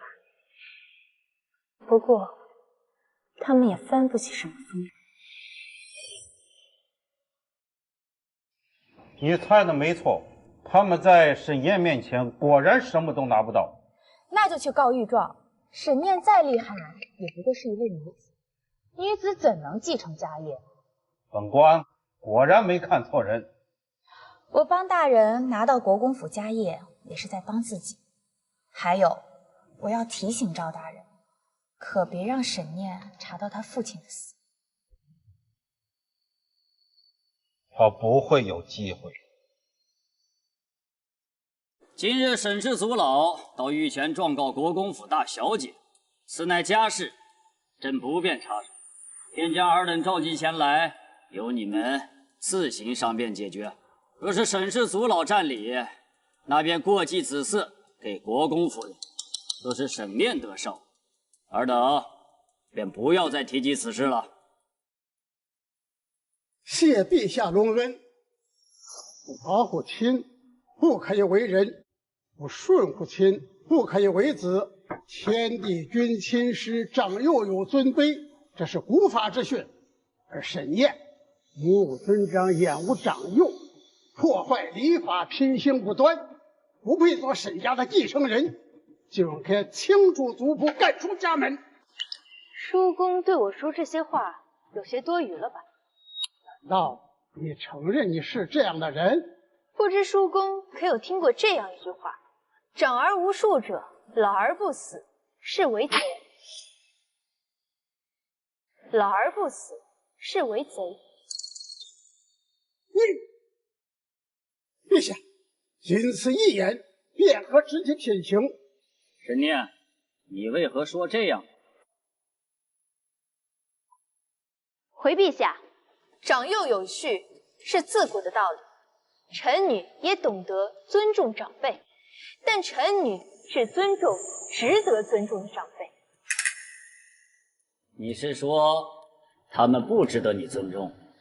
古法说长幼尊卑，但也有说言传身教，和蔼可亲，品行端正，率先除犯，而这些根本就没有做到，简直是无理！哪有女儿继承家业的事情？回陛下，臣女并非无礼，而是根据我朝律法，互婚律有载，互绝者其家业可以有在世女成分。臣女父亲虽去，但母亲健在，臣女亦是在世嫡女，承继家业合乎礼法。法理之外，尚有宗法，女子终究要嫁。届时这国公府是要落于外姓人之手。沈族老此言差矣。本朝立法既已明文，便是陛下治国之策。莫非沈族老看来，这宗族规矩更大过律法？老臣不敢。再者，各位族老口口声声说为了沈家香火，为了我父亲的身后事，可我父亲在世时，你们又做过什么？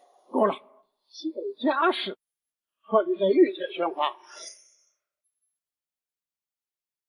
何必在御前喧哗？你倒是比许多朝臣更懂得律法呀。尔等还有何话要说？陛下，这女子张家终非长久之事。这沈玉该沈家嫡系血脉，品行端正，过继给侧弟这一脉，既能延续香火，又能保全沈家产业，不落外姓之手，此乃两全之策呀。本宫倒觉得沈念这孩子聪慧果决，颇有将门之风。郑国公为国捐躯，留下这对母女已是不易。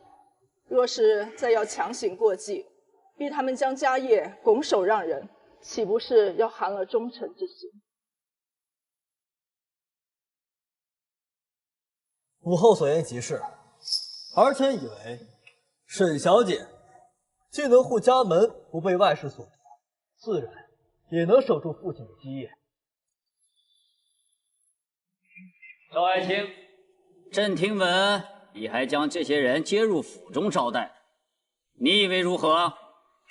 陛下，这些人千里迢迢来京吊唁，却被赶出家门，臣只是不忍心看他们流落街头，所以才将他们接入府内。那就劳烦赵大人，让他们长居赵府，让他们长居赵府吧。陛下，沈家家事，臣本不该知会，但无子则嗣，这确实是救赎。回陛下，无子过继确是救赎。臣女想问各位族老一个问题：若过继子嗣，当以何人为先？当然是血脉最近、品行最佳者。那沈玉堂弟可有其他兄弟？你什么意思啊？唐伯父育有3子，沈玉排行老2，长子沈觉年15，已考中秀才；幼子沈琦年8岁，聪颖好学。为何不选长子或者幼子，偏偏选12岁、文不成、武不就的沈玉？玉儿性情敦厚，因为沈玉最好控制，长子已有主见，幼子备受宠爱，唯有沈玉资质平庸，异于百步。若是过继，唐伯父便可见亲子之名，行掌国公府之实。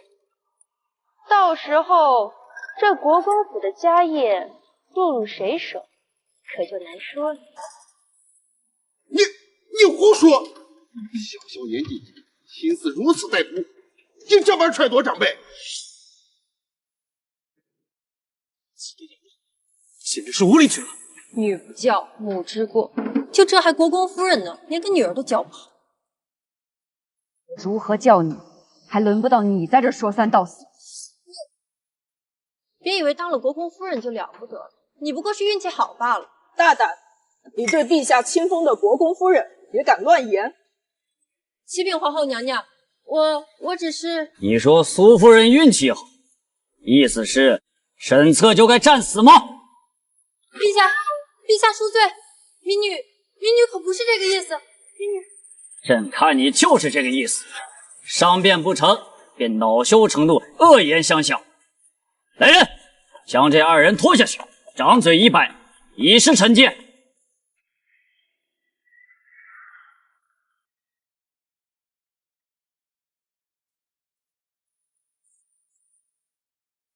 陛下，臣女并非贪恋家业，而是这爵位是父亲用命换来的，这家业也是母亲用嫁妆成来的，绝不能落入此等用心。好，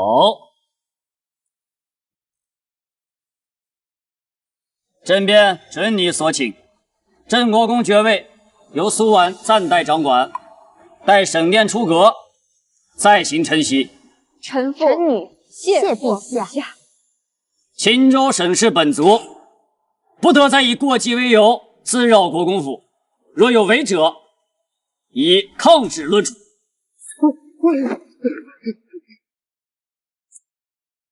赵爱卿，臣在。你既熟知礼法，此事便由你来监督。若有族人再犯，朕唯你是问。臣遵旨。沈松，这般商辩下来，朕没有看到你半点为国公府，倒是另有所图。朕命你即刻离开，10年内不准入京。谢谢将军。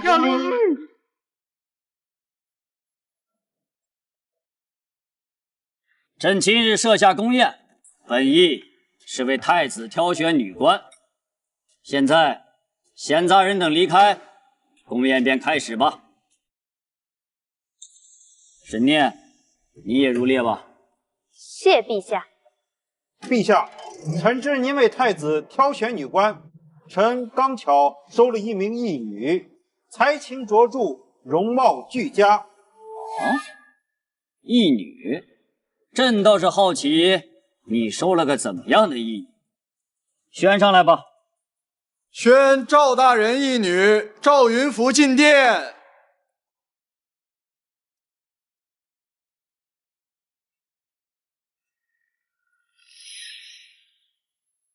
该来的还是来了。上一世在宫宴上，沈云福被太子看中，选为进士。皇儿，你可有人选呢？父皇、母后，儿臣要选沈云福。此后，他便陪伴太子左右，太子对其情根深重，独宠他一人。只是不知这一世他会不会还选沈云死。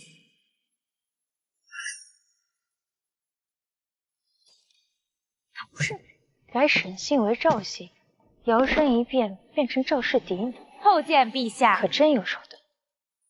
陛下，这就是臣的义女。皇儿，你可有详选之人啊？有赵大人举荐，太子未必不会选我。父皇、母后，儿臣之女官，当德才兼备，聪慧坚毅。今日儿臣见沈小姐应对家族之乱，护家门之志，可谓是真才情。儿臣使意，请父皇请沈念小姐为女官，随侍东宫切磋技艺。为什么？陛下为什么不选我？沈念，太子之意，你可愿意啊？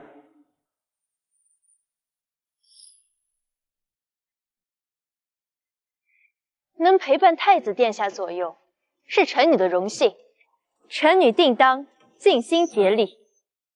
好，那便如此定下。沈念即日起为太子女官，可自由出入东宫。臣女谢陛下恩典。陛下，臣女还有一事上报。准奏。臣女在整理父亲遗物时，发现了几封密函，信中写道，朝中有人与北夷勾结，臣女父亲战死，许是与之有关，还请陛下明察。还有这种事儿？那几封书信现在就在家中书府中，臣女还发现了些线索，明日便进宫呈给陛下。好，那明日朕便等你的证据。若是属实，朕定不轻饶。是。该死！非但没有压住沈念，反而让她成了太子府女官，大出风头。沈念已经请奏陛下去查他父亲死因，还说掌握了实证。如果他明日真递交陛下，那就完了。坚决不能让他递交证据。那就只有一个办法，先下手为强。你的意思是？沈策战死，国公府只剩孤女寡母，今晚直接派人入府除掉沈念。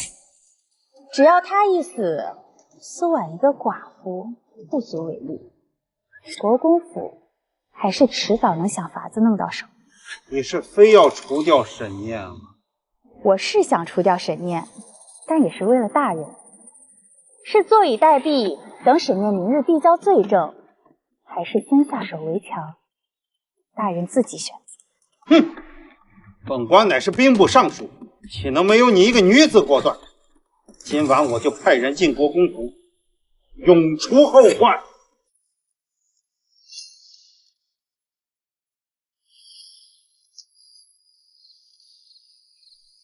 果然是你儿张氏，手腕如此精细，你却这么强烈。你听好了，一会儿办完差事以后马上撤退，绝不可以留下任何把柄，明白吗？小心吧。撤退！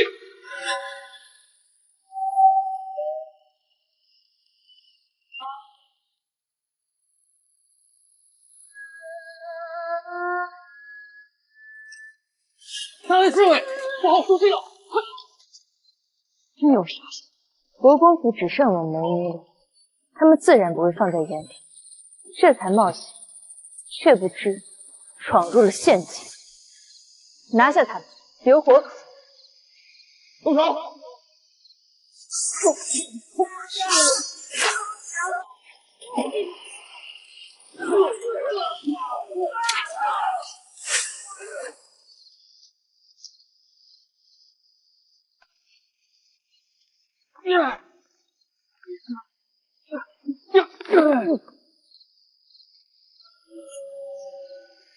说，是谁派你们来的？是谁派你来的？你就算是不说我也知道，是赵尚书、赵敬亭派你们来的。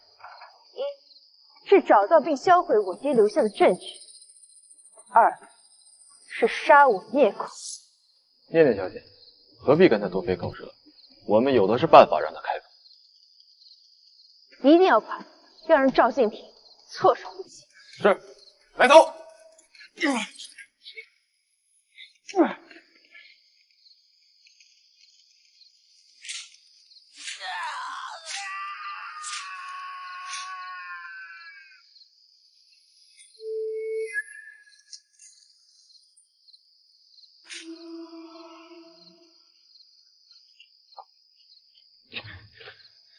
那几个活的都招了，是赵敬亭派来的。这些口供能抓住赵敬亭吗？来前太子吩咐，若赵敬亭派人杀你，便直接抓他，不留余体。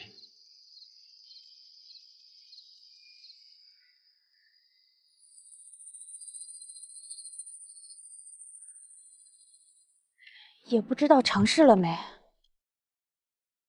我派出的可是精锐死士，国公府的那帮守卫根本拦不住他。那就坐等好消息。老爷，老爷，不好了，来了好多内侍，是来抓您的。什么？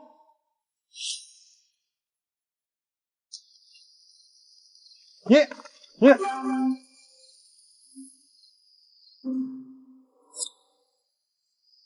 赵大人，我们又见面了。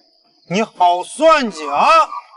白天在宫宴上故意那么说，就是为了引我上当。没错，事关重大，你自然会冒险。我猜，你这义女也给你出主意了。沈念，你心机太深，你不得好死！不是我心机深，是你太着急了，你巴不得我立刻死，这才中了我的圈套。念念小姐，人已经抓到，我等还要回去复命。赵大人，你们可以带走，他能不能交给我处理？太子吩咐过，全凭念念小姐做主。替我谢过太子。把人带走。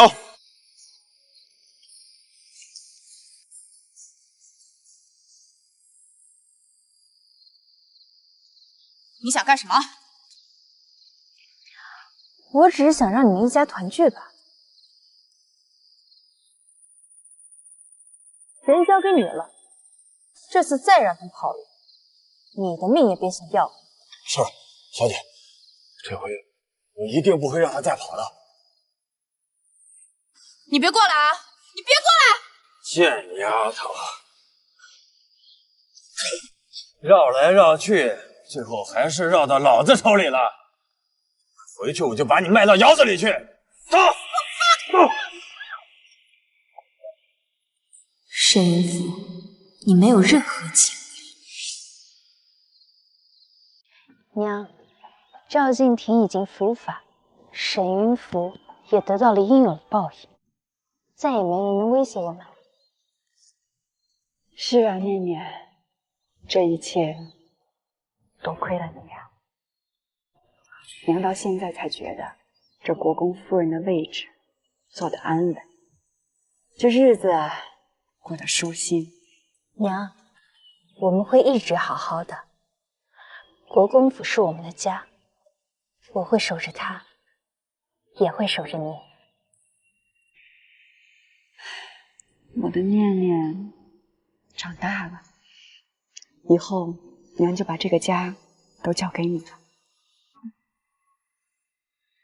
走。这一世，我终于改变了命运，护住了母亲，守住了家业，惩治了仇人。前路阴霾已然散尽，未来是掌握在我自己手中的锦绣前程。属于我沈念的人生才刚刚开始。只是还有一件事我要弄清楚。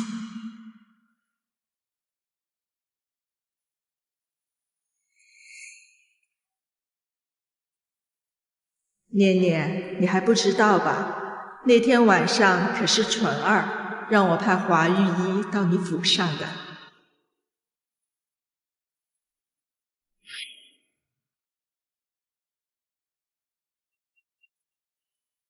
我有件事情想请殿下帮忙。何事？我想请殿下派几位侍卫到国公府。好，殿下不问缘由。我知道你要做什么，自然去。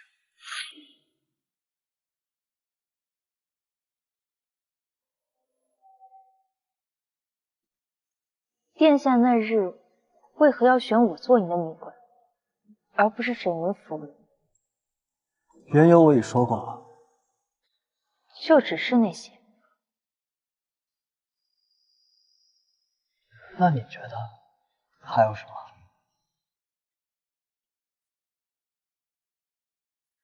你也重生了。